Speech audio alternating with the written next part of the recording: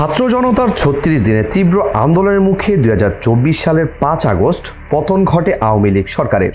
জুলাই গণ অভ্যুত্থানে ক্ষমতাচ্যুত হয়ে সাবেক প্রধানমন্ত্রী শেখ হাসিনা ভারতে পালিয়ে যেতে বাধ্য হন। সেদিন সংক্ষিপ্ত নোটিশে শেখ হাসিনা ভারতে প্রবেশের অনুমোদন চেয়ে অনুরোধ করেন।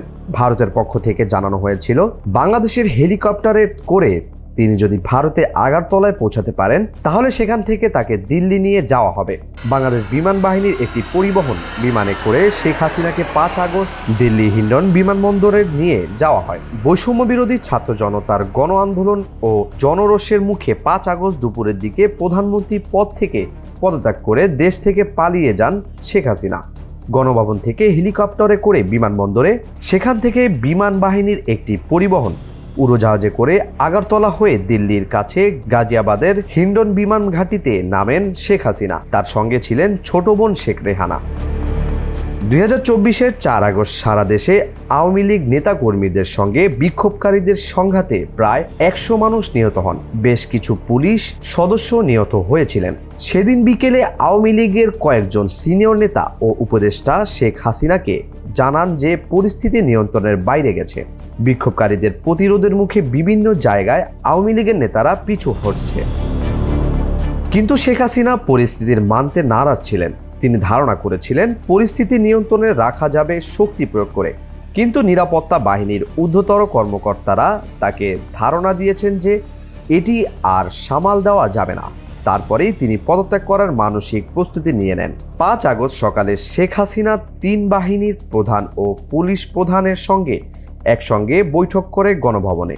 নিরাপত্তা বাহিনী কেন পরিস্থিতির সামাল দিতে পারছে না সেটার জন্য ক্ষোভ প্রকাশ করেন শেখ হাসিনা। এক পর্যায়ে শেখ হাসিনা আইজিপিকে দেখিয়ে বলেন তারা তো ভালো করছে। তখন আইজিপি জানান পরিস্থিতি যে পর্যায়ে গেছে তাতে পুলিশের পক্ষেও আর বেশি সময় এরকম কঠোর অবস্থান ধরে রাখা সম্ভব নয়। সেদিন সকালে পুলিশ ও সামরিক বাহিনীর প্রধানরা শেখ হাসিনাকে ক্ষমতা ছাড়তে রাজি করানোর জন্য তার বোন শেখ রেহানার সঙ্গে আলোচনা করেন। তখন কর্মকর্তারা শেখ রেহানার সঙ্গে আরেক কক্ষে আলোচনা করেন। তাকে পরিস্থিতি জানিয়ে শেখ হাসিনাকে বোঝাতে অনুরোধ করেন। শেখ রেহানা এরপর বড় বোন শেখ হাসিনার সঙ্গে আলোচনা করেন, কিন্তু তিনি ক্ষমতা ধরে রাখতে অনড় থাকেন। এক পর্যায়ে বিদেশে থাকা সজীব ওয়াজেদ জয়ের সঙ্গে মোবাইল ফোনে কথা বলেন একজন শীর্ষ কর্মকর্তা। এরপর জয় তার মায়ের সঙ্গে কথা বলেন। তারপর শেখ হাসিনা পদত্যাগে রাজি হন। সেদিন সকাল থেকে কঠোর কারফিউর মধ্যেও ঢাকার পথে নেমে আসে শিক্ষার্থীরা। তাদের সঙ্গে সাধারণ মানুষকেও যোগ দিতে দেখা যায়। সেদিন সকাল থেকে রাস্তায় পুলিশ ও সেনাবাহিনীর কঠোর অবস্থান ছিল। এরই মধ্যে শিক্ষার্থীরা রাস্তায় নামলে বিভিন্ন জায়গায় আইন শৃঙ্খলা বাহিনীর সদস্যদের সঙ্গেও সংঘর্ষ হয়। সকাল থেকে বন্ধ হয়ে যায় সব ধরনের ইন্টারনেট সেবা। দুপুর ১২টার দিকে হঠাৎ জাতির উদ্দেশ্যে ভাষণ দেওয়ার ঘোষণা দেন সেনাপ্রধান জেনারেল ওয়াকার উজ্জামান।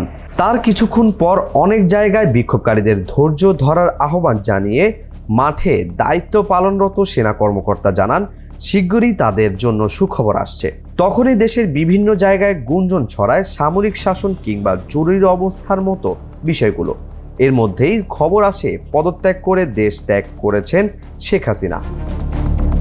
পরবর্তীতে সেনা দপ্তর থেকে নিশ্চিত হওয়া যায় গণরোষের মুখে পদত্যাগ করে দেশ ছেড়ে সদস্যরা ভারতের উদ্দেশ্যে রওনা হয়েছেন।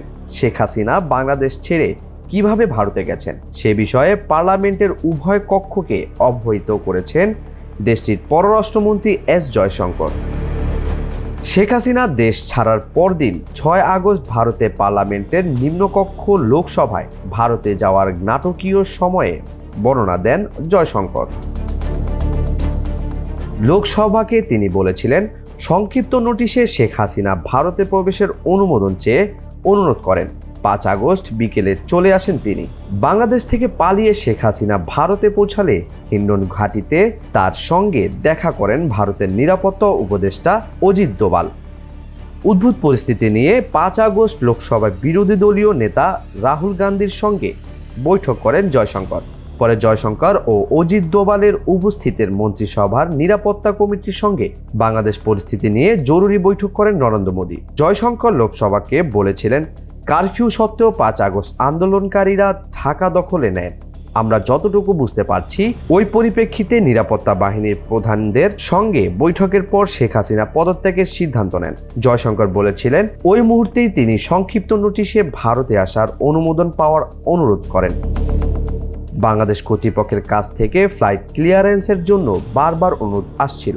5 আগস্ট সন্ধ্যায় তিনি দিল্লিতে এসে পৌঁছান। ইউএফটি ফার্স্টের সাথে ট্রেড করুন যে কোনো জায়গা থেকে। ক্যাম্পাসে ক্লাসের ফাঁকে, ঢাকার জ্যামে বসে কিংবা ঘরে বসে, ট্রেডিং এখন হাতের মুঠোয়। তাই ট্রেড করুন যখন খুশি, যেখানে খুশি।